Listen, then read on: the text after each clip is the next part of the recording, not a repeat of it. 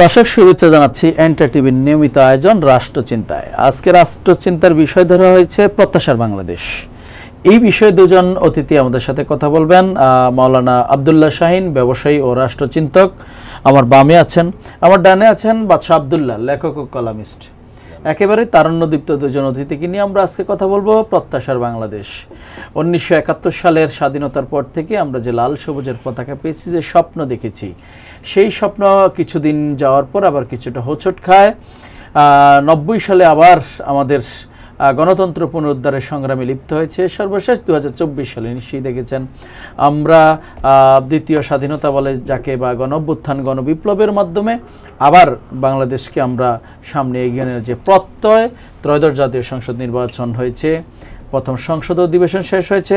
দর্শক, আমরা একটু কথা বলবো আজকে যে প্রত্যাশিত বাংলাদেশ আমরা স্বপ্ন দেখেছি সেটার আমরা কত দূর এগিয়েছি বা কী সীমাবদ্ধতা আছে। আমাদের দুজন বিজ্ঞ অতিথি আজকে কথা বলবেন। দর্শক, পুরো অনুষ্ঠান জুড়ে আমি আপনাদের সাথে থাকবো, নুরুজ্জামান হীরা।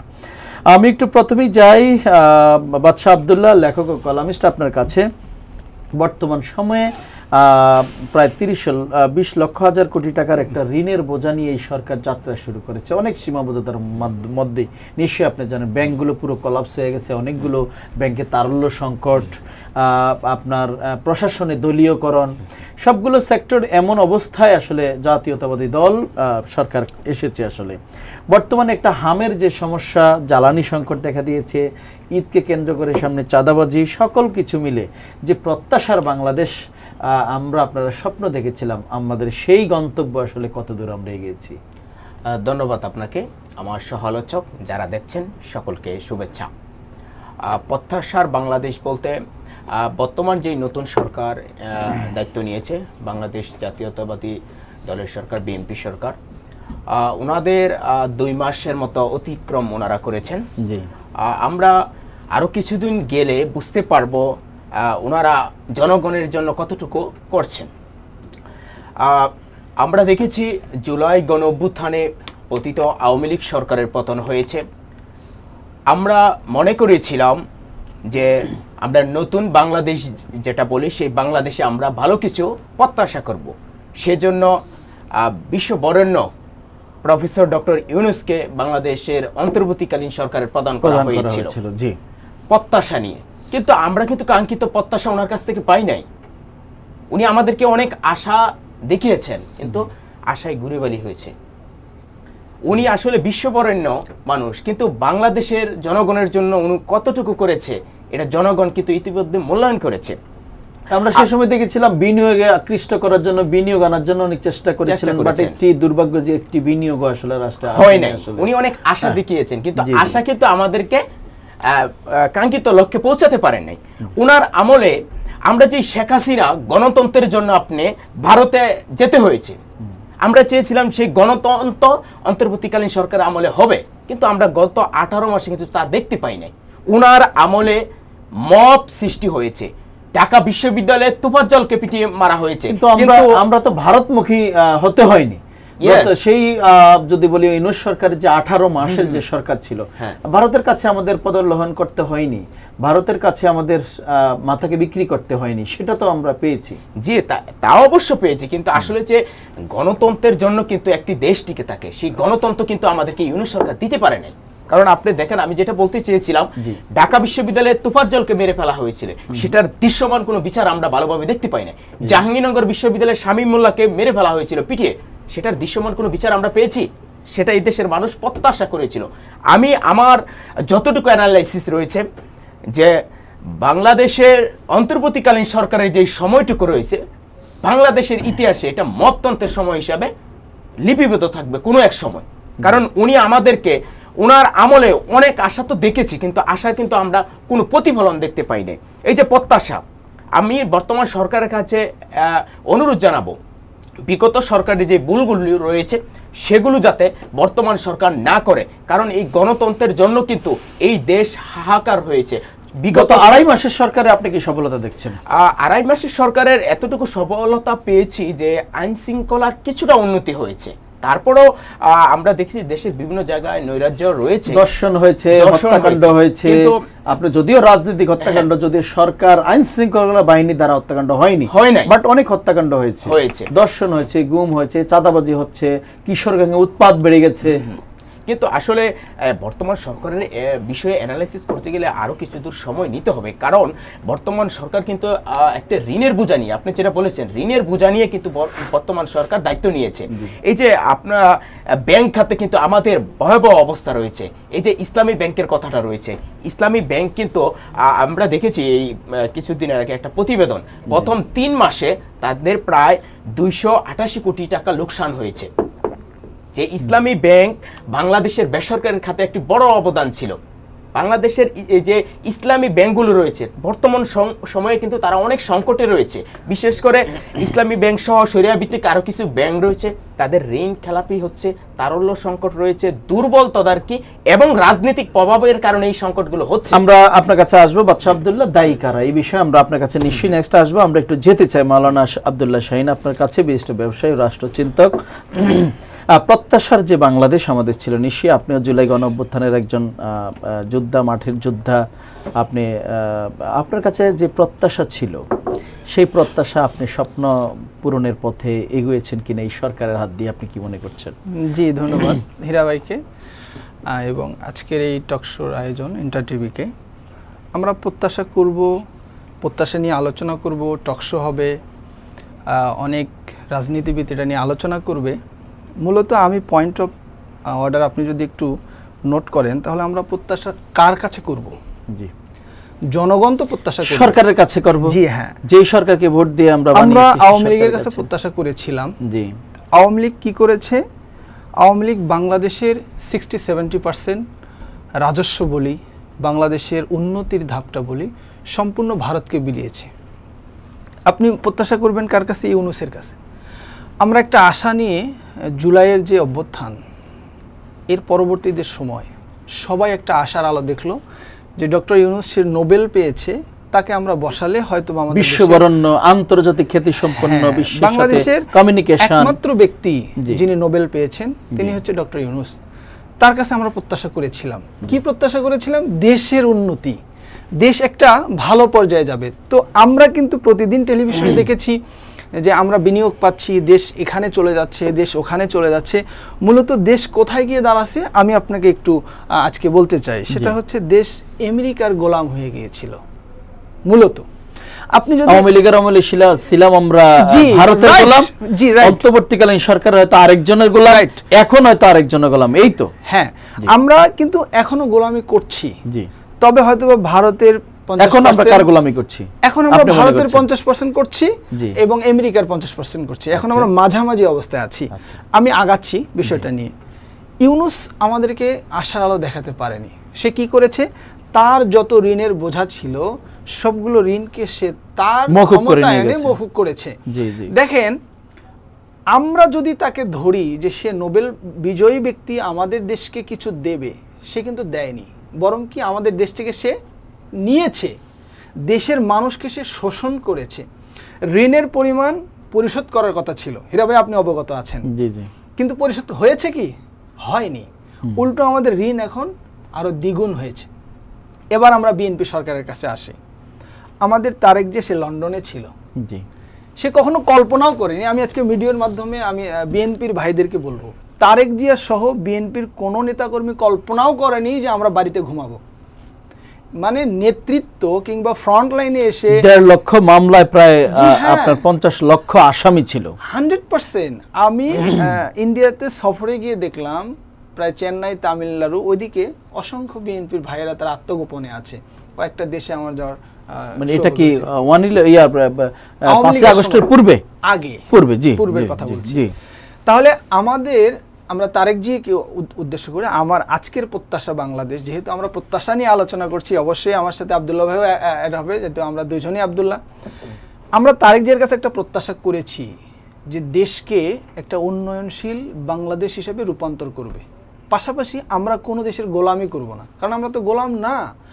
আমরা অনেক মা বোনের ইজ্জতের বিনিময়ে এই দেশকে পেয়েছি। সংগ্রাম করা জাতি। আমরা হচ্ছে বীরের জাতি। তো তারেক জি আমাদেরকে কি প্রত্যাশার আলো দেখালেন? আজকে তার মূলত 64 দিন ক্ষমতায়ন। আজকের দিনে আমরা কি পেলাম? 41,000 কোটি টাকা সে ব্যাংক থেকে ঋণ করেছে। এই যে ঋণটা সে করলো, সে কোন খাতে ব্যয় করলো? জি, আমরা জনগণ কিন্তু জানি না। ইউনূস সরকার ঋণ করেছে, কোন খাতে ব্যয় করেছে আমরা জানি না। আওয়ামী লীগ সরকার ঋণ করেছে, তার ঋণের বোঝাটা আরও বেশি। সে হয়তো বা কিছু মেট্রো রেল ইত্যাদি ইত্যাদি করেছে, কিন্তু আওয়ামী লীগ কী করেছে? সাধারণ জনগণের উপরে স্টিম রোলার চাপিয়েছে। আপনি যদি এখন দেখেন কোন প্রত্যাশায় আমরা আগাবো, সেম গতকালকের ঘটনায় লালমনিরহাট সীমান্তে আমাদের এক ভাইকে গুলি করা হয়েছে। গুলি করে হত্যা বাংলাদেশের করেছে। পক্ষ থেকে কোনো বিবৃতি নেই। অর্থাৎ কোনো মন্ত্রী, পররাষ্ট্রমন্ত্রী বলেন, স্বরাষ্ট্রমন্ত্রী বলেন, কেউ একটা বিবৃতি দিয়ে বলল না যে আমাদের যে বর্ডার হত্যা এটা বন্ধ হবে কবে। জি, 2 নম্বর, এটা গতকালকের কথা, তার আগের দিন 2 জনকে মেরেছে। আশ্চর্য, আমাদের যারা বাহিনী আছে তারা শুধু লাশ রিসিভ করতেছে। এই যে প্রত্যাশা আপনি কার কাছে করবেন? জি, তো আমরা যেটা চাচ্ছি, সাধারণ জনগণের সরকার আমরা কবে পাবো জানি না। বিএনপিকে আমরা আস্থাভাজন হিসেবে মনে করছি। আমরা চাচ্ছি যে বিএনপির মাধ্যমে বাংলাদেশে একটা পরিবর্তন আসুক, জি। কিন্তু পরিবর্তন করতে হলে অবশ্যই আমার বিএনপি সরকারকে জনগণের কথা ভাবতে হবে। তাহলে আপনি কি এই সরকারের কাছে কোনো প্রত্যাশা করেন কিনা, বা সেটা প্রত্যাশা পূরণ জনগণের সরকার মনে করেন কিনা এই সরকারকে? জি, আমি আগাচ্ছি, এটুকু শেষ করে দিই। জি, জনগণের সরকার হতে হলে আমাদেরকে যেটা করতে হবে, আমরা জনগণ একটি টাকাও ঋণ নেই না, সরকার ঋণগুলো গ্রহণ করে। আমরা কিন্তু ঋণের ভাগিদার হয়ে যাই। জি, প্রথমত সরকারকে ঋণ কমায় নিয়ে আসতে হবে। দ্রব্যমূল্যে যেগুলো আমরা বাজার, এই যে প্রতিটা সিন্ডিকেট, রমজানে দেখলেন সিন্ডিকেট, একটা সময় আসলেই আমাদের ব্যবসায়ীরা, যেহেতু আমি ব্যবসা করি, একটা সিন্ডিকেটভুক্ত দেশ আমাদের, সিন্ডিকেটটা ভাঙবে কে? এটা আমাদের প্রত্যাশা। সরকারকে ভাঙতে হবে। ঋণ কমাবে কে? সরকারকে কমাতে হবে। তারপরে যেটা করণীয় সেটা হচ্ছে, আমি দেখতে পেলাম আমাদের বিএনপির সরকার সে কার্ড বিতরণ করছে। জি, আসলে মূলত কিন্তু পেটে ভাত নেই। দেখেন, আপনি ফ্যামিলি কার্ড দিয়েছে, যেদিন উদ্বোধন করেছে তারপর থেকে এটা নিয়ে আর আলোচনা নেই। বুঝতে পেরেছেন? কে কি পেয়েছে এটা আমি বলতে চাচ্ছি না। ফ্যামিলি কার্ড দেওয়ার উদ্দেশ্য যদি সৎ হয়, ভালো হয়, তাহলে সেটা কি পজিটিভ দিক হলো আমরা একটু দেখতে চাই বা জানতে চাই। আমরা কিন্তু সেই প্রত্যাশা করে এখনো পূরণ হয়নি। তো আমি বিএনপি সরকারকে মূলত বলবো, তারা সরকারের নেতৃত্বে অবস্থায় জুলুমের শিকার হয়েছে আওয়ামী লীগের সময়। জি। এখন সে যদি আবার সেই পথেই হাঁটে, তাহলে আগামীর দিন তার জন্য শোচনীয় হবে বলে আমি মনে করছি। ধন্যবাদ, ধন্যবাদ মাওলানা আব্দুল্লাহ শাহীন। আমরা আপনার কাছে আবারও আসবো। আমরা একটু যেতে চাই বাদশা আব্দুল্লাহ, আপনার কাছে যেতে চাই। আসলে সীমান্ত হত্যা হচ্ছে প্রতিবাদ নেই, যেটি আসলে বললেন আব্দুল্লাহ শাহীন। আমাদের প্রতিবেশী রাষ্ট্রে সম্প্রতি পশ্চিমবঙ্গে নির্বাচনে সেখানে দেখেছেন আপনার নতুন আগের যে মুখ্যমন্ত্রী ছিল তো সেটা পরিবর্তন হয়েছে। সেখানে মসজিদে মসজিদে রাজনীতির নামে মুসলিম নিধন এক ধরনের চলছে। আসলে প্রতিবাদ নেই কেন? এইটাকে আপনি কোন দৃষ্টিকোণ থেকে আসলে দেখতে চান? সরকারের দুর্বলতা, নাকি কোনো রাষ্ট্রের প্রতি আমরা ঝুঁকে পড়ছি সেই কারণে আসলে কি মনে করছেন? আমি আসলে বলবো যে সীমান্ত হত্যা কিন্তু বাংলাদেশে প্রতিনিয়তই হচ্ছে। এটা কার দ্বারা হচ্ছে? আমরা দেখছি ভারতের বিএসএফ তারাই করছে। এবং সবচেয়ে মজার বিষয় হচ্ছে ভারতের সাথে বাংলাদেশের যে সরকারের সবচেয়ে গভীর সম্পর্ক ছিল সেটা আওয়ামী লীগ সরকার, সেই সময়ও প্রচুর সীমান্ত হত্যা হচ্ছে। আমি বলছি বিস্তারিত। ফেলানীকে হত্যা করা হয়েছিল, আপনাদের নিশ্চয়ই মনে আছে। ফেলানী হত্যার বিচার কি আদৌ হয়েছে? সারা বিশ্বে সেটা আলোচনায় ছিল, কাটা তারের মধ্যে ঝুলিয়েছিল। আচ্ছা, আওয়ামী লীগ সরকারের আমলে অনেক আমি বাইরের কথা একটু অ্যাড করি, ফেলানী কিন্তু মেয়ে মানুষ। জি জি, তাকে কিন্তু ছেলেরা, আমরা বুঝতে পারি যে ছেলেরা বর্ডারে কোনো কাজে যেতে পারে, মেয়েকে হত্যা করা হয়েছে, তার মানে কি বাংলাদেশের সীমান্তে ঢুকে হত্যা করে তাকে আবার ঝুলিয়ে রাখা হয়েছে। সেটা আলোচনায় ছিল, আমরা দেখেছি সারা পৃথিবী জুড়ে। আওয়ামী লীগের আমলে যখন সীমান্ত হত্যা হয়েছে, অনেক সীমান্ত হত্যা হয়েছে, তখন কিন্তু আমরা দেখছি বিরোধী মতের যে দলগুলো রয়েছে তারা কিন্তু রাজপথে ছিল সীমান্ত হত্যা বন্ধ করা। বিভিন্ন বিএনপিও ছিল, বিভিন্ন সময় তারা বিবৃতি দিয়েছে। কিন্তু আসলে এই যে বর্তমান নতুন সরকারের আমলে এই যে সীমান্ত হত্যাটা হয়েছে আমরা দেখেছি, এটা কিন্তু আসলে কাম্য নয়। এটা আমরা এই বর্তমান সরকারের কাছে প্রত্যাশা করি নাই। আমার মনে হচ্ছে যে আওয়ামী লীগ সরকারের সময়ও কিন্তু ভারতের গোলামি করা হয়েছে, অন্তর্বর্তীকালীন সরকারের সময় আমেরিকার গোলামি করা হয়েছে। বর্তমান সরকার আমার কাছে মনে হচ্ছে ভারতের গোলামির দিকেই ধাবিত হচ্ছে, আবার কিছুটা আমেরিকার গোলামির দিকে ধাবিত হচ্ছে। কারণ সীমান্ত হত্যার ব্যাপারে কঠোরভাবে কথা বলার দরকার ছিল বর্তমান সরকার প্রধানের, চোখে চোখ রাখে কথা বলা উচিত ছিল ভারতের বিপক্ষে। কেন আমাদের এই সীমান্ত হত্যা হবে? এই সীমান্ত হত্যা যদি বন্ধ না হয়, আমরা যদি সবসময় নীরবই থেকে যাই, তাহলে কিন্তু এটা একটা ভয়ানক বিপদ হয়ে দাঁড়িয়ে।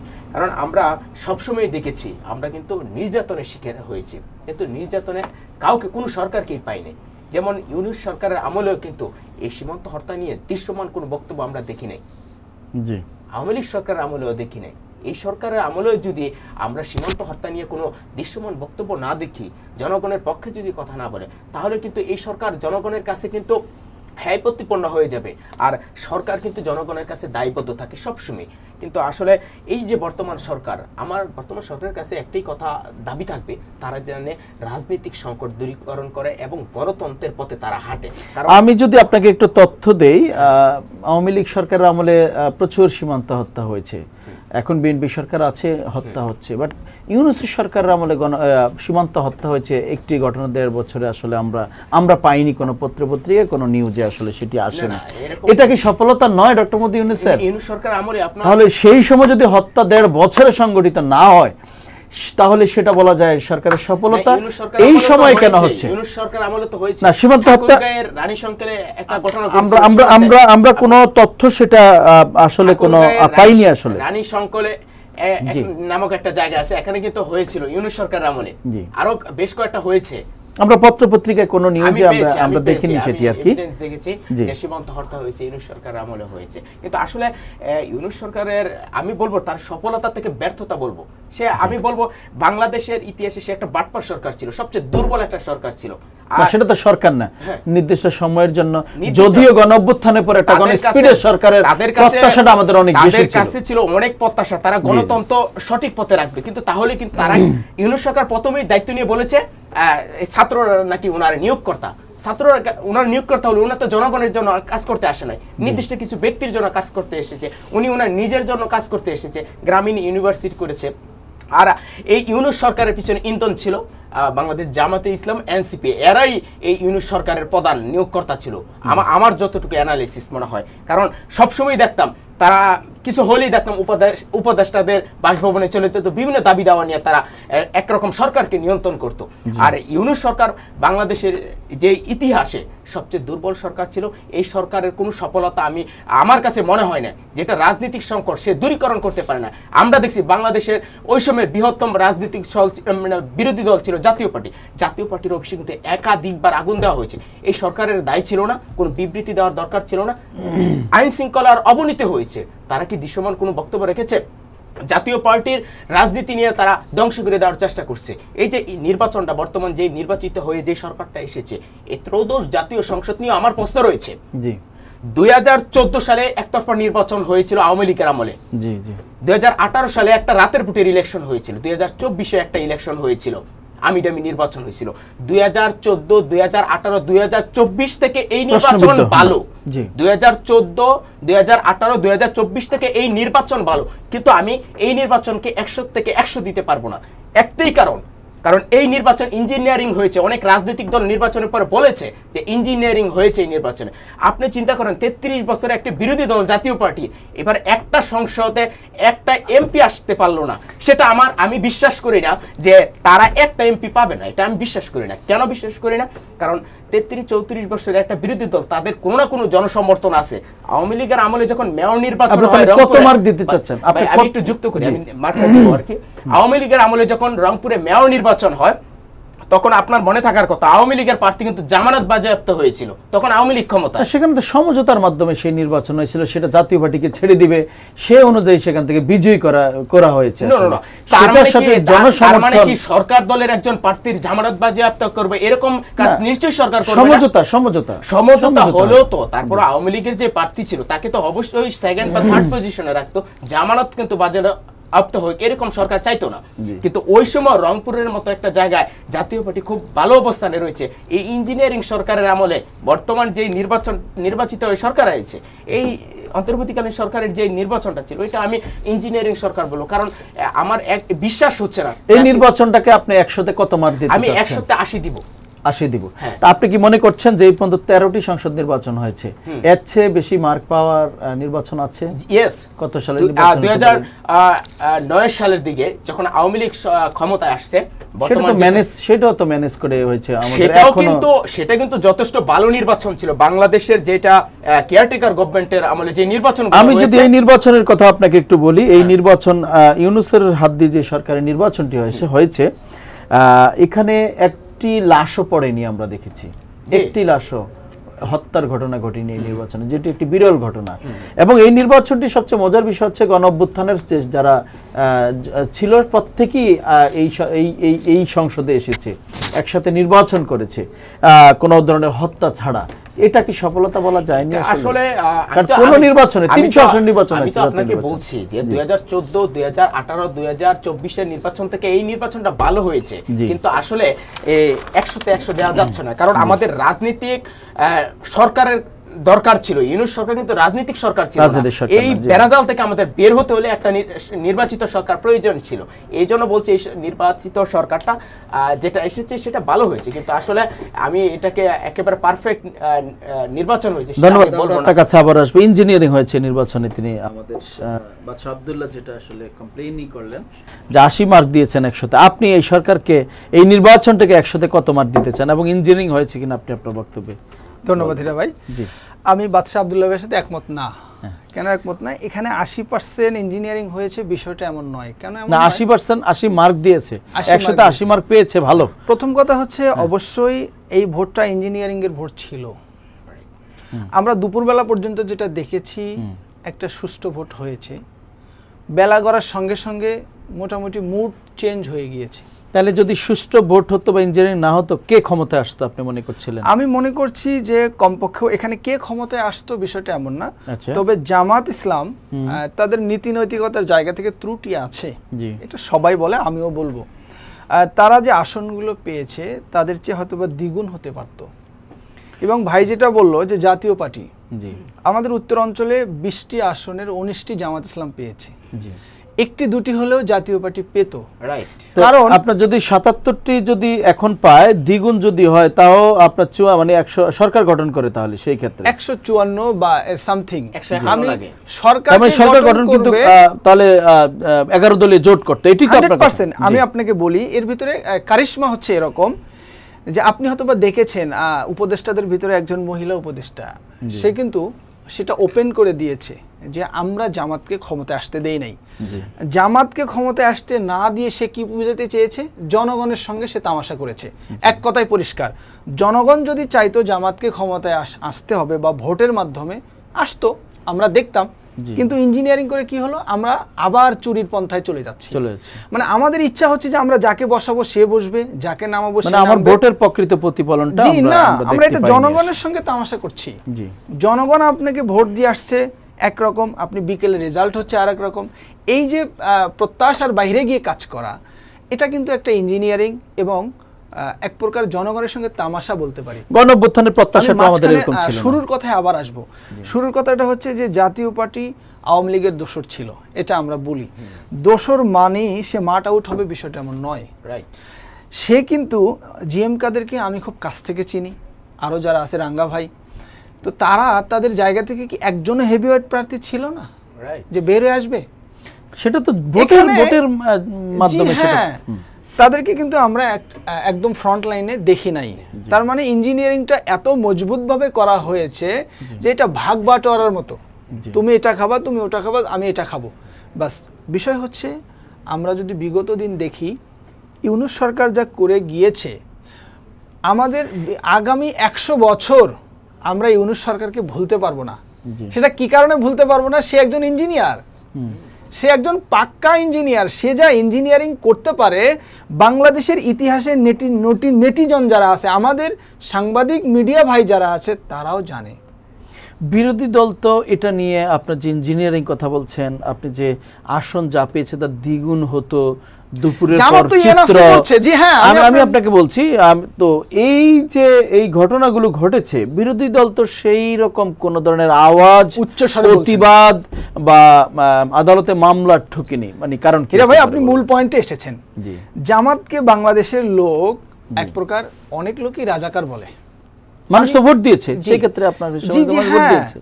জামাত মনে করেছে কি যে আমরা 30টা থেকে 31টার বেশি আসন পেতাম না, জি। এক সময় আওয়ামী লীগের সঙ্গে, এক সময় বিএনপির সঙ্গে গিয়ে তারা একটা জোটবদ্ধভাবে। এবার কিন্তু জামাত 30-এর অধিক পেয়েছে, মানে 60 সামথিং আসন তারা পেয়েছে জোটবদ্ধভাবে। জি। তো জামাত এমন একটি দল, 71টি পেয়েছে। জি আর জামাত 6টি এমন হচ্ছে, একটি দল, তারা সূক্ষ্ম পলিটিশিয়ান, তাদেরকে আপনি নর্মাল ভাবলে চলবে না, তারা খুব স্লোলি কাজ করে। তারা এখন যে কাজ করছে বর্তমানে, আগামী দিনে যদি ইঞ্জিনিয়ারিং না করে তাহলে আমার আশঙ্কা হয় জি। যে আগামী ইলেকশনে জামাত ক্ষমতায় আসতে পারে যদি ইঞ্জিনিয়ারিং না করা হয়। ইঞ্জিনিয়ারিং হবে না কেন, হচ্ছে কি আমি আপনাকে বোঝাচ্ছি। প্রতিটা জেলা প্রশাসক বিএনপি, হুম। প্রতিটা আপনি নিয়োগ দেখবেন বিএনপি, আপনি অসংখ্য ব্যক্তি, অসংখ্য ডিআইজি, পুলিশ সুপার, তাদেরকে বাধ্যতামূলক অবসরে পাঠানো হচ্ছে। এটা কি ইঞ্জিনিয়ারিং নয়? তার মানে ইঞ্জিনিয়ারিংয়ের মধ্যেই আমরা আছি। এখান থেকে বের হতে হলে আরেকটা জুলাই অভ্যুত্থানের প্রয়োজন হতে পারে। জি ধন্যবাদ হীরা ভাই। জি জি, যেটা বলছেন আসলে শাহিন আব্দুল্লাহ শাহিন, যেটা যে আগামীতে যদি ইঞ্জিনিয়ারিং না হয় সেই ক্ষেত্রে জামাত ক্ষমতা আসতে পারে, আপনি এটাকে সমর্থন করেন কিনা? এটার সাথে একমত না, কারণ জামাতে ইসলামের পিছনে একটা ট্যাগ লাগানো আছে।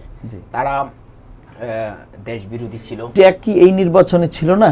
অবশ্যই ছিল। মানুষ তো ভোট দিয়েছে, মানুষ 77টি আসন তো মানুষ পেয়েছে। বিকল্প অপশন পায় নাই। আচ্ছা। আওয়ামী লীগের প্রতিপক্ষ একমাত্র বিএনপির প্রতিপক্ষ এদেশে বর্তমান যে দলটি আছে কার্যক্রম নিষিদ্ধ আওয়ামী লীগ, সেটা কিন্তু একমাত্র সমানে সমান প্রতিপক্ষ ছিল, যে একেবারে তারা সমানে সমানে মাঠে থাকলে বোঝা যেত যে জামাত কয় নাম্বার পজিশনে থাকে তখন। জি। এখন বাংলাদেশের মানুষ সেকেন্ড কোনো পজিশন ভালো পায় নাই।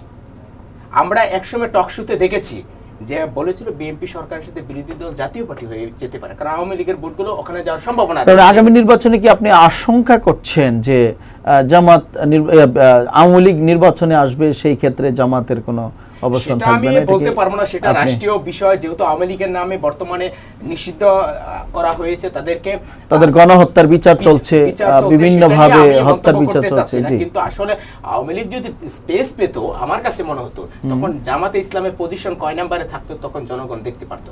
এখন যেহেতু সেকেন্ড পজিশন নাই, মন্দের ভালো হিসেবে বাংলাদেশে জামাতে ইসলাম হয়েছে বিরোধী দল, মন্দের ভালো হিসেবে। এবং সংসদে তাদের কিছু কার্যক্রম দেখবেন, তারা অনেক কিছু দেখবেন ভুল কার্যক্রম করছে। যেমন আমরা দেখছি স্পিকার দাঁড়িয়ে গেছে, তখন তারা কিন্তু হট্টগোল করেছে, তারা কিন্তু রুলস মানে নাই, তাদের অভিজ্ঞতা নাই, এক্সপিরিয়েন্স নাই। আগে আমরা দেখেছি বিরোধী দল জাতীয় পার্টি হোক, সেটা আপনি গৃহপালিত হন আর যেটাই হন, তাদের কিন্তু যেই এমপি গুলা ছিল তাদের স্ট্যান্ডার্ড ছিল, জ্ঞান ছিল যথেষ্ট। কি জনগণে কি আসে যায়? বিরোধী দলের কাজটি হচ্ছে জনগণের মতামতকে যদি যেখানে উপেক্ষিত হবে সেখানে দাঁড়ানো ধীরভাবে। আমরা গত 17 বছরে একদিনের জন্য জাতীয় পার্টিকে জনগণের পক্ষে দাঁড়াতে, সরকারের যে ভুলগুলো সেটা ধরিয়ে দিতে আমরা কখনো কিন্তু দেখিনি। এতে জনগণের কি লাভ হয়েছে? জনগণের লাভ হয়েছে সেটা তো আমরা দেখেছি গত 17 বছরে কতটুকু জনগণের লাভ হয়েছে। জনগণ তা বিবেচনা করেছে, এবং বিবেচনা করার কারণে কিন্তু জুলাই গণঅভ্যুত্থান হয়েছে।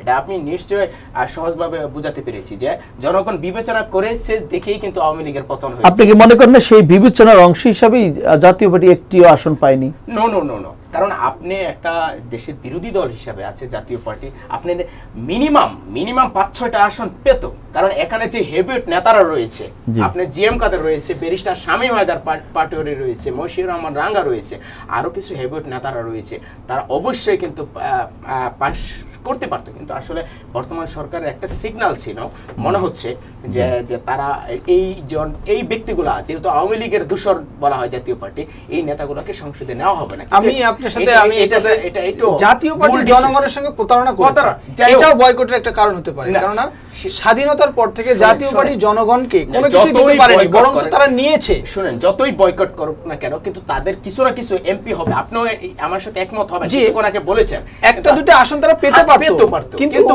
কেন পেল না? জাতীয় পার্টি জনগণের প্রত্যাশিত দল নয়। না, কি কারণে নয়?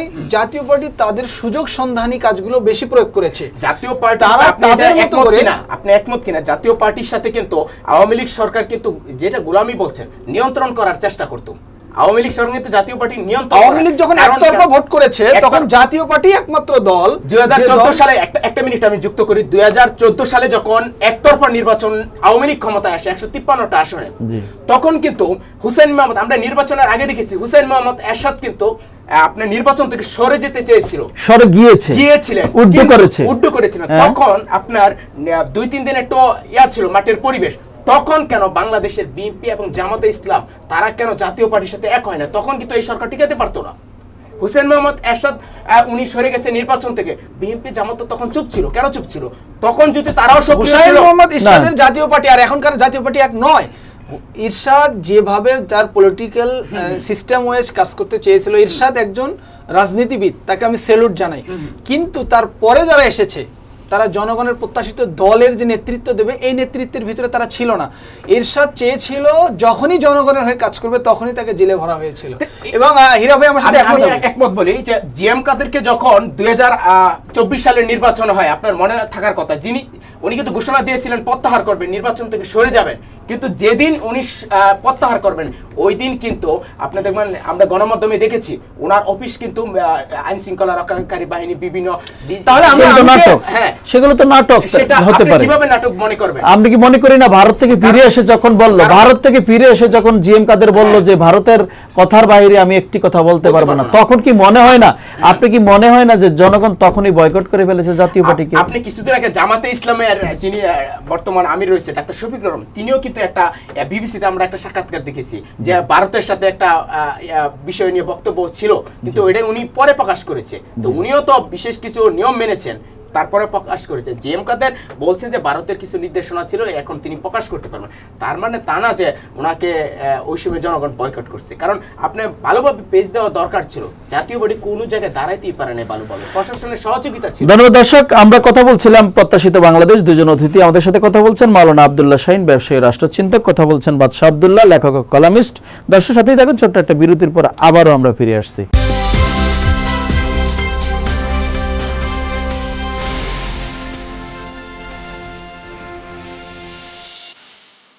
দর্শক, ছোট্ট বিজ্ঞাপন বিরতির পর আবারও ফিরে আসলাম। কথা বলছিলাম এন্টার টিভির নিয়মিত আয়োজন রাষ্ট্রচিন্তা। আজকে বিষয় ধরা হচ্ছে প্রত্যাশিত বাংলাদেশ।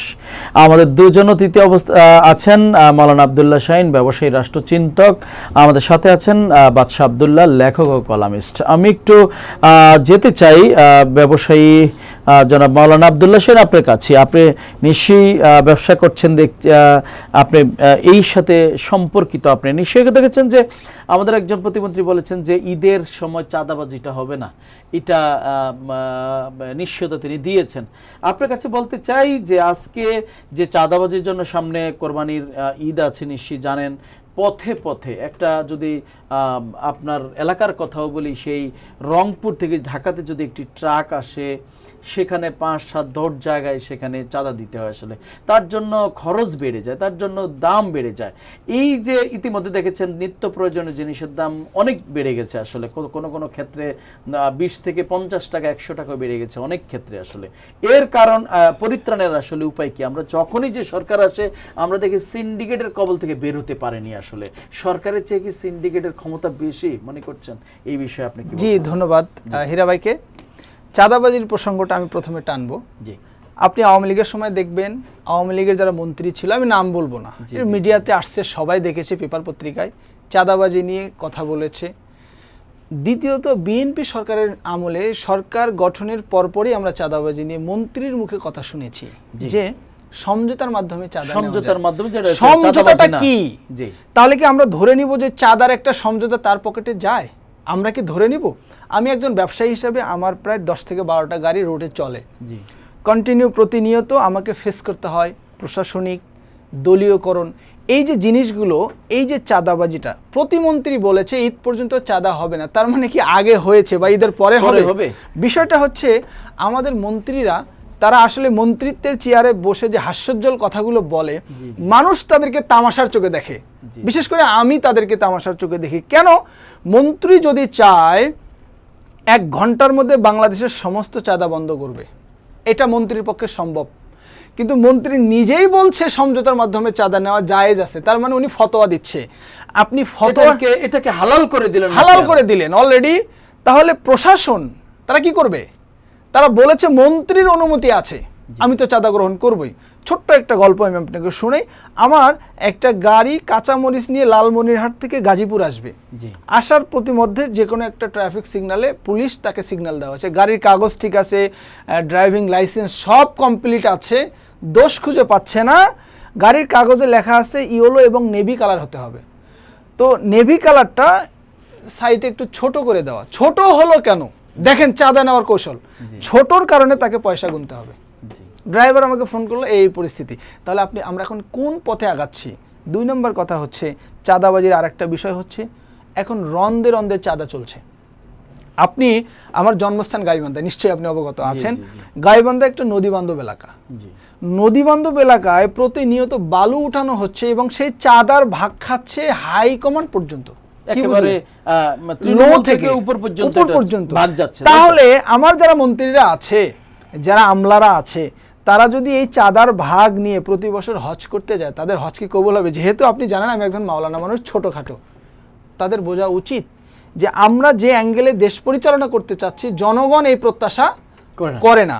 দ্বিতীয় পয়েন্টে আমি যদি আপনাকে আসি, তাহলে আমরা কার গোলামি করছি? আমরা দেখছি সরকার কিন্তু বলে যে জিরো টলারেন্স এগুলো করবে না, সরকার কঠোর হয়, তারপরও আমরা কিন্তু দেখছি না যে এটা নৈতিকতার কথা নয়। এটা যেমন আপনার টকশোতে অসংখ্য কথা বলে, বিভিন্ন রাজনীতিবিদ কথা বলে, এটা কি বাস্তবায়ন করে না? বিষয়টা হচ্ছে মন্ত্রীরা বলে কিন্তু এটাকে মাঠ পর্যায়ে বাস্তবায়ন করছে না, যে কারণে চাঁদাবাজি এখনো বন্ধ হয় নাই।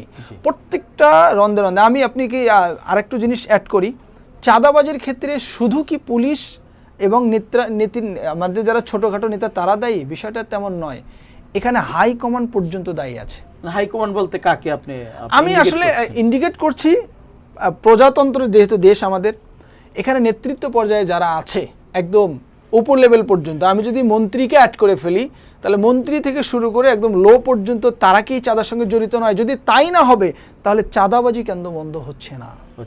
প্রশ্ন আমার আজকের এই ইন্টারটিভির মাধ্যমে আমি মন্ত্রীদের কাছে প্রশ্ন রাখতে চাই। প্রত্যেকটা মন্ত্রণালয়ের একজন করে দায়িত্বশীল মন্ত্রী আছে, দায়িত্বশীল মন্ত্রীর কাজ কি? কিন্তু সমাধান তো আসে না, সমাধান আসছে না। আমরা একটু ঘুরে আসি আব্দুল বাদশা আব্দুল্লাহ আপনার কাছে। যে কথাটি বললো যে আন্তরিকতা আছে, চাচ্ছে, আবার সমাধান কিন্তু আসেনি। আসলে আমরা যদি আপনাকে সেই আরেকটু এগিয়ে দিই, আমরা দেখছি বর্তমানে যে অনেকগুলো ব্যাংক, আমাদের 5টি ইসলামী ব্যাংক সম্মিলিত ইসলামী ব্যাংকে পরিণত হয়েছে তারল্য সংকটের কারণে ধ্বংস হওয়ার পথে।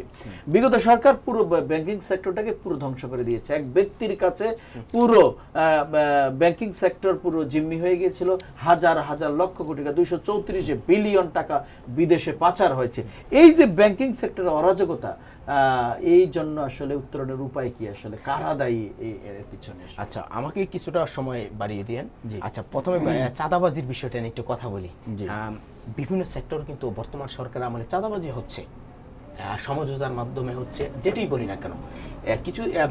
আমরা কিছুদিন ধরে দেখছি, গত 2-3 দিন ধরে প্রথম আলো কিন্তু ধারাবাহিক প্রতিবেদন প্রকাশ করছে যে ময়লার বাণিজ্য নিয়ে কোথায় কত টাকা আসতেছে, কত কোটি টাকা হচ্ছে। ঢাকা উত্তর সিটি কর্পোরেশন, ঢাকা দক্ষিণ সিটি কর্পোরেশন, কাওরান বাজারে, আমি ভাইয়ের সাথে একটু অ্যাড করব। জি হ্যাঁ, কাওরান বাজারে আমি প্লিজ প্রতিদিন কাওরান বাজারে, ভাই আমি আপনার সাথে কথা বলি নাই, আমার একটু সময় দিলে কথা বলতে পারবো।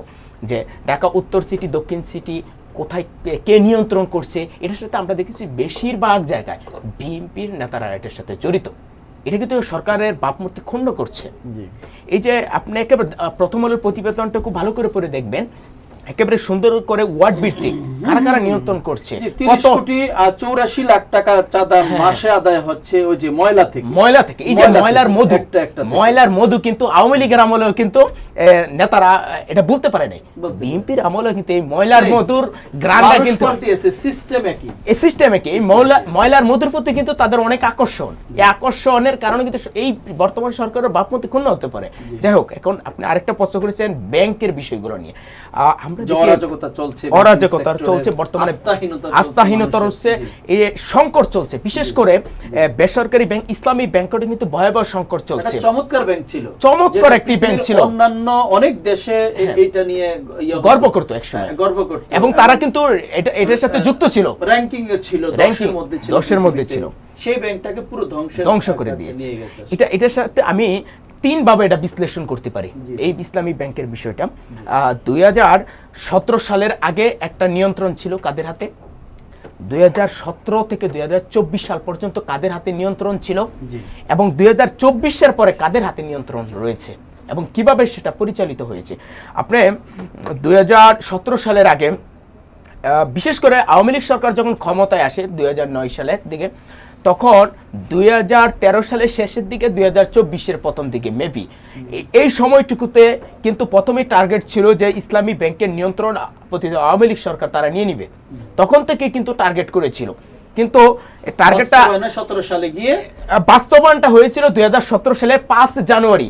আমরা গত 2-3 দিন আগে মেবি আমরা দেখেছি প্রথম আলোতে একটা প্রতিবেদন প্রকাশ হয়েছে, এই আপনারা কারা, এটা একটা ব্যাংক দখলের গল্প, এরকম শিরোনামে একটা প্রতিবেদন প্রকাশ হয়েছে। 2017 সালে কিন্তু এস আলম এই ইসলামী ব্যাংকের নিয়ন্ত্রণ নেয় এবং আরো বেশ কয়েকটি ব্যাংকের সে নিয়ন্ত্রণ নিয়ে যায়। তখন এই ব্যাংক দখল নিয়ে কিন্তু 2017 সালে ব্রিটিশ প্রভাবশালী একটি সাময়িকী দ্য ইকোনমিস্ট একটা প্রতিবেদন প্রকাশ করেছিল, দ্য গভর্নমেন্ট ইনিশিয়েটস এ কু অ্যাট বাংলাদেশ বিগেস্ট ব্যাংক, মানে সরকারি তৎপরতায় বাংলাদেশের সবচেয়ে বড় ব্যাংক দখল করা হয়েছে। এই এস আলম শুধু ইসলামী ব্যাংক দখল করে তা না, আরো বেশ কয়েকটা 5-7টি ব্যাংকের নিয়ন্ত্রণ সে পরিচালনা পর্ষদের নিয়ন্ত্রণ নিয়েছিল। আমরা দেখছি সে জনতা ব্যাংকেরও নিয়ন্ত্রণ নিয়েছিল। আমরা কিছুদিন আগে 2025 সালের দিকে দেখেছি জনতা ব্যাংক অর্থ আত্মসাতের অভিযোগে এস আলমের বিরুদ্ধে একটা মামলাও করেছে। সেই সময়কালের পরে আমি যদি আপনাকে বলি, গণঅভ্যুত্থান হলো, 1.5 বছর সময় পেল ইউনূস সরকার, এখন আরেকটা সরকার চলছে, বাট সেই এস আলম যে এই ব্যাংকগুলো বাংলাদেশে ধ্বংস করার কারিগর, তাদের প্রতিষ্ঠানগুলো এখনো আছে। এবং 80 থেকে 82% হচ্ছে না, ঋণগুলো কেন আদায় করা হচ্ছে না, এই বিষয়ে আপনার 80 থেকে 82% নিয়ন্ত্রণ এখনো এস আলমের গ্রুপরা করছে। এটার কারণ আমি যদি একটু বলি, অনিয়মিত ঋণ প্রদান করার কারণে এই সংকটটা তৈরি হয়েছে। নামে বেনামে ভুয়া কাগজপত্র দেখিয়ে বিভিন্ন প্রতিষ্ঠান দেখিয়ে তারা এই অর্থগুলো নিয়েছিল। আরো এখানে ছিল সম্পূর্ণটাই পাচার করা দিয়েছে বিপুল অর্থ। আমরা যদি বাংলাদেশ ইন্টেলিজেন্ট যেটা ইউনিট আছে, আরেকটা আছে, আমরা যদি গণমাধ্যমের বিভিন্ন তথ্য নিই সেখান থেকে দেখেছি এই এস আলম কিন্তু বিপুল পরিমাণ অর্থ সরিয়ে নিয়েছিল এবং সেটা বেশিরভাগ অংশ আমরা দেখেছি পাচার করেছে। 2026 সালের এপ্রিলের তথ্য যদি আমরা দেখি, আমরা দেখেছি আমাদের অর্থমন্ত্রী সংসদে বলেছেন আমির খসরু মাহমুদ চৌধুরী যে দেশের শীর্ষ ব্যাংক ঋণ তালিকায় 20 জনের নাম উনি প্রকাশ করেছেন, তার মধ্যে 11টা প্রতিষ্ঠানে কিন্তু এস আলমের প্রতিষ্ঠান, এবং এই 11টা প্রতিষ্ঠানের মোট খেলাপি ঋণের পরিমাণ হচ্ছে আপনার 22,881 কোটি টাকা, যার মোট 20 যে প্রতিষ্ঠান তার মধ্যে 65% কিন্তু তার দখলে রয়েছে। আজকে আমি আমাদের সময় পত্রিকার একটা প্রতিবেদন দেখছি, ইউনিয়ন ব্যাংকের অর্থ আত্মসাতের কারণে এস আলমের বিরুদ্ধে দুদকে অনুসন্ধান শুরু করেছে। এটা কি করছে, এই যে ইউনিয়ন ব্যাংক, এটার আপনার 64% ঋণই কিন্তু আপনার এই এস আলমের পকেটে গেছে। 18,343 কোটি টাকা ঋণের নামে তারা অর্থ আত্মসাৎ করেছে। এই অভিযোগে দুদক কিন্তু অনুসন্ধান শুরু করেছে। এই যে একটা ভয়াবহ পরিবেশ তৈরি করেছিল, এই ভয়াবহ পরিবেশটা নিয়ন্ত্রণ কেন নিতে পারতেছি না এখনো? এখন এই এসএলএমের নিয়ন্ত্রণ কারা করছে? আমাদের পত্র পত্রিকায় বিভিন্ন মাধ্যম আমরা দেখছি যে এই সরকারের অনেকেই তা কারণে তাদের বিচার হচ্ছে না বা তাদের হাতে এখন নিয়ন্ত্রণ। এই বিষয়টি আপনি কি বলবেন? এটা আসলে বর্তমান সরকার, নতুন সরকার দায়িত্ব নিয়েছে, তাদের হয়তোবা সদিচ্ছা রয়েছে যে এই ধরনের অনিয়ম তারা দূর করবে, কিন্তু আমি উত্তরণের আমি একটা পন্থা আমি বলে দিই, যদি যেহেতু ব্যাংক সংকট রয়েছে, এটার আমাদের উত্তরণের একটা পথ আমি বলে দিই, কঠোর নিয়ন্ত্রণ করতে হবে বাংলাদেশ ব্যাংককে, এবং যারা রাজনীতিবিদ রয়েছে তাদেরকে রাজনৈতিক সদিচ্ছা থাকলে, জবাবদিহিতা থাকলে, তাহলে কিন্তু সঠিক সংস্কার হবে। আমি আপনার কাছে আসি, যেটা বললাম আচ্ছা আব্দুল্লাহ, এই সরকারের মানে সদিচ্ছা আছে বলছে, বাট আমরা পত্রপত্রিকা যা দেখছি সরকারের কেউ না কেউ এই আবার এই এস আলমের সকল সম্পত্তি তাদের হাতে নিয়ন্ত্রণে আছে। তাহলে এখন নিয়ন্ত্রণ কার হাতে বলে আপনি মনে করছেন? আসলে ধন্যবাদ হীরা ভাই, আমি ভাইয়ের সঙ্গে একমত না দুইটা কারণে। জি সেটা হচ্ছে এস আলম গ্রুপকে আমরা বানিয়েছি। জি আমরা কারা? আমরা যারা আমলাতন্ত্রকে নিয়ন্ত্রণ করি, আমরা যারা গোড়ায় বসে থাকি। সেই আপনি সময় একটা সংসদকে, সরকার ছিল, সেই আমি সময় একটা সরকার ঋণ নিয়ে ছিল। কথা বলার আগে আমি একটু দেখি জি আমাদের দেশের যারা নেতৃত্বে আছে, যারা দেশকে নিয়ন্ত্রণ করছে, তাদের মানসিকতাটা কতটা প্রবলেম হলে সংসদে আমরা এখন একটা জোকার সংসদ দেখতে পাচ্ছি, যে সংসদের 1 মিনিটের খরচ 4 লক্ষ টাকা। টাকাগুলো কোথায় থেকে আসছে? জনগণের টাকা। জনগণের টাকা দিয়ে সংসদে মানে হাস্যোজ্জ্বল একটা মজা, একটা ইয়ার্কি সংসদ আমরা দেখতে পাচ্ছি, যেখানে প্রতি মিনিটে 4 লক্ষ টাকা খরচ হচ্ছে। এস আলম নিয়ে আপনার কথা, এস আলম শুধুমাত্র ইসলামী ব্যাংক থেকে 73,000 কোটি টাকা নিয়েছে, যেটা এখন 86,000 কোটি টাকায় রূপ নিয়েছে। তাহলে এই টাকাগুলো আসবে কোথা থেকে? আমি যদি আপনাকে বলি, ইসলামী ব্যাংকে 1,83,000 কোটি টাকা রেখেছে জনগণ, তাদের আমানত রেখেছে। এই যে এস আলম 86,000 কোটি টাকা নিয়েছে জনগণের টাকা, জনগণের টাকাকে এস আলমকে দেওয়ার কোনো এখতিয়ার বাংলাদেশ ব্যাংকের নেই। অবশ্যই বাংলাদেশ ব্যাংকে গবেষণা করে দেওয়া উচিত ছিল। তাহলে কি করেছে? এখানে যারা হাই কমান্ড আছে, আপনি একটু আগে বললেন এস আলমকে কারা চালাচ্ছে এখন? আগে আওয়ামী লীগ চালাতো, এখন বিএনপি চালাচ্ছে। কয়েকদিন পরে জামাত আসলে জামাত চালাবে। জামাতকে আপনি খুব ভালো দেখতেছেন, বিষয়টা এমন না। বিষয় হচ্ছে বাংলাদেশের ব্যবসায়ীদেরকে আমরা অ্যানালাইসিস করি না, গবেষণা করি না। আমার মতো ব্যবসায়ী আজকে ব্যাংকে যাক, আমাকে 5 কোটি 10 কোটি 2 কোটি টাকা দিতে ব্যাংক এত গবেষণা করবে, কিন্তু এস আলম এত কিছু হওয়ার পরে আমি দেখলেন কয়েকদিন আগে যে এস আলম আবার ফেরত আসতেছে, আবার ব্যবসা নিয়ন্ত্রণ করতেছে, আবার ব্যবসা করবে। কি হবে? এস আলমের মাধ্যমে বিএনপি আবার 2, 4, 10, 20 হাজার কোটি টাকা পাচার করবে। এস আলম এই যে আপনি যে কথাগুলো বললেন, যে পরিসংখ্যান দিলেন, যারা সেই সময় তাদেরকে ঋণ দিয়েছে তাদেরকে আইনের আওতায় কিন্তু আনা হচ্ছে না। তাদেরকে তো আপনি পাচ্ছেন না, তারা তো পলাতক। দেখেন না, যে সকল অফিসাররা এই ঋণের সাথে জড়িত ছিলেন, অবশ্যই যে সকল ব্যাংক কর্মকর্তারা জড়িত ছিলেন, ওই সময় বাংলাদেশ ব্যাংকের এমডি দোকানে ঋণ দিয়েছে, আমরা এমনও দেখেছি। তা আপনি কি মনে করেন না এটার সেই সময় তারা জানতো, তদন্ত ছাড়া তারা টাকা? হীরা ভাই, আমি আপনার সাথে আরেকটু আমি বলি, ব্যাংকগুলো দলীয়করণ থেকে বের করে আনতে হবে। দলীয়করণ, যেমন ওমর ফারুক এখন ইসলামী ব্যাংকের এমডি। ওমর ফারুককে বসানো হয়েছে। ওমর ফারুক কে? সে জামাতের কর্ণধর। অবশ্যই সে চাইবে তার দল কেন্দ্রিক, তার সিস্টেম ওয়াইজ কাজ করবে ইন্টারনাল ভাবে। আমি জামাত ইসলাম আগেও কিন্তু দল কেন্দ্রিক ছিল। 2017 সালের পূর্বে কিন্তু আমি আগাচ্ছি, যদি বলেন সেভাবে জামাতের হাতেই ছিল। সেই সময় তো পৃথিবীর 10টি ব্যাংকের মধ্যে তাদের অবস্থান ছিল, অবশ্যই ঋণ খেলাপি ছিল। অবশ্যই এখন আবার ওমর ফারুক ভাইয়ের মাধ্যমে আমি চাইবো ব্যাংক আবার তার জায়গায় ফিরে আসুক। তবে ঋণগুলো দেওয়ার ক্ষেত্রে কোনো দলীয়করণ এবং কাউকে মাধ্যম করে দিয়ে, একটা যে আপনি বলেন চটপটির দোকানে ঋণ দেওয়া হচ্ছে, চটপটির দোকান দেখিয়ে ঋণ করা হয়েছে, আসলে কি সেটা ঋণ নিয়ে ব্যবসার ক্ষেত্রে ব্যবহার করা হয়েছে? না, এই টাকাটা সম্পূর্ণ বাইরে পাচার করা হয়েছে। পাচার যে করেছে, এই টাকাগুলো কার টাকা? এই যে ঋণ করা হয়েছে, ব্যাংক যদি দেউলিয়া হয়ে যায়, অনেক ব্যাংক অলরেডি দেউলিয়ার পথে। আপনি যদি দেখেন অনেক ব্যাংক, প্রায় আমি দেখলাম 10টা ব্যাংক দেউলিয়ার পথে চলে গিয়েছে। এই ব্যাংকগুলোর টাকা জনগণের টাকা। জনগণ কান্না করছে, দেখছেন সেদিন চট্টগ্রামে ব্যাংকে গিয়ে কান্না করছে, হামলা করছে। কেন? ব্যাংক হচ্ছে বাংলাদেশ মানুষের আস্থার জায়গা, সেখানে আমরা টাকা রাখবো, টাকা উঠাবো, এটাই তো নিয়ম। সেই জায়গা যদি দেউলিয়া করা হয় তাহলে মানুষের আস্থার জায়গা থাকবে না।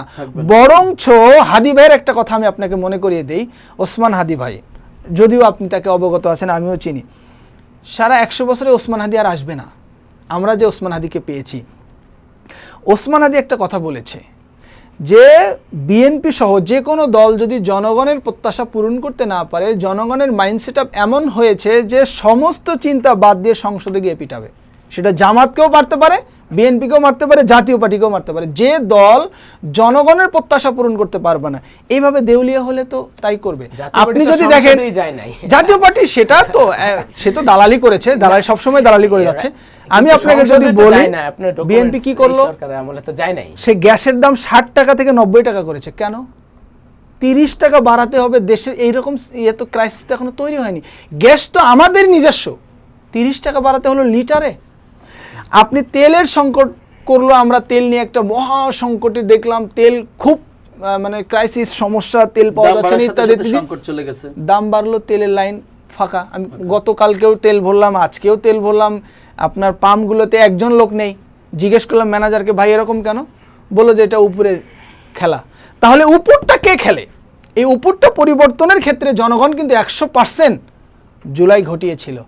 আবার আরেকটা জুলাইয়ের পথে আমরা আগাচ্ছি বলে আমি মনে করছি। উপরের খেলা, তা আমরা কি সব সময় জনগণ কি উপরের খেলাই দেখতে হবে, না নতুন কিছু আমরা প্রত্যাশা আমরা করি? স্বাধীনতার 54 বছরে উপরের খেলায় দেখে অভ্যস্ত। জি, আমরা এরশাদ সাহেবের আমলে গণ অভ্যুত্থান দেখেছি, এই শেখ হাসিনার পতন এই গণ অভ্যুত্থানের মাধ্যমে হয়েছে। আর ভাই যেটা বলছে, ভবিষ্যতে এই বর্তমান সরকারে যদি একই পথে হাঁটে, তো ভবিষ্যতে এই গণ অভ্যুত্থান দেখতে হবে। কারণ আমরা তো সেরকম চাচ্ছিলাম না, আমরা চাচ্ছিলাম শান্তিপ্রিয় গণতান্ত্রিক বাংলাদেশ। সেই গণতান্ত্রিক বাংলাদেশ আদৌ আমরা দেখতে পারবো কিনা সেটা সময়ের অপেক্ষায় দেখতে হবে। আর আরেকটা কথা বলছে যে ইসলামী ব্যাংকের যে বর্তমান যিনি আসছেন দায়িত্বে, ওনার মাধ্যমে যাতে ভালোভাবে আসে। আমরা বিভিন্ন সময় দেখেছি ইসলামী ব্যাংকের নিয়ন্ত্রণ সবসময় জামাতে ইসলামের গাড়িই ছিল।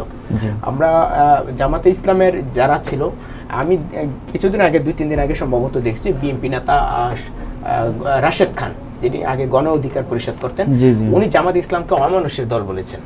এবং একটা বক্তব্যে উনি বলেছেন যে এই ইসলামী ব্যাংকে নাকি জামাত ইসলাম এবং ছাত্র শিবির ছাড়া কাউকে দায়িত্ব দেওয়া হয় না, মানে চাকরি দেওয়া হয় না। এবং ইবনে সিনার কথাও বলেছে। আমরা কিছুদিন আগে ইবনে সিনার একটা ভিডিও দেখেছিলাম, যে সেখানে একজন ডাক্তার সম্ভবত, আমার যতটুকু মনে আছে, উনি বলছে যে উনি নাকি জামাত ইসলাম বা ছাত্র শিবিরের সাথে সংশ্লিষ্ট না থাকে ওনার চাকরি চলে গেছে। আসলে দলীয়করণ থেকে আসলে ব্যাংক বেরোতে পারছে না, আর এই যে উপরে খেলা থেকে জনগণ নিস্তার পাচ্ছে না। জনগণ সবসময় অশান্তির মধ্যে রয়েছে। কোন কার কাছে আমরা শান্তি পাবো সেটা ধন্যবাদ দুজন অতিথিকে। আসলে প্রত্যাশার বাংলাদেশে আমরা সেই রকমই দেখতে চাই। আগামী তরুণ প্রজন্ম যে স্বপ্ন আসলে দেখেছিল 5 আগস্টের পরে, যেই স্বপ্ন নিয়ে এগোতে চেয়েছিল, যেই প্রত্যাশা করেছিল, হৃদয়ে ধারণ করেছিল, নিশ্চয়ই সেই প্রত্যাশিত বাংলাদেশ আজকে সরকারের কাছে আমাদের প্রত্যাশা থাকবে। দর্শক, এই প্রত্যাশার বাংলাদেশে আজকে কথা বলছিলেন দুজন অতিথি, মাওলানা আব্দুল্লাহ শাহীন, ব্যবসায়ী রাষ্ট্রচিন্তক, কথা বলছেন বাদশাহ আব্দুল্লাহ, লেখক এবং কলামিস্ট। আজকে আমরা বিষয় ধরেছি প্রত্যাশার বাংলাদেশ। দর্শক, আগামী দিনে নতুন কোনো বিষয় নিয়ে দেখা হবে, এবং নতুন নতুন বিষয় পেতে এন্টার টিভির টকশোর এই পেজটি আপনারা লাইক করবেন, সাবস্ক্রাইব করবেন, তাহলে নতুন নতুন বিষয় নিয়ে আগামী দিনে আরও দেখা হবে। সে পর্যন্ত ভালো থাকবেন। আল্লাহ হাফেজ, আসসালামু আলাইকুম।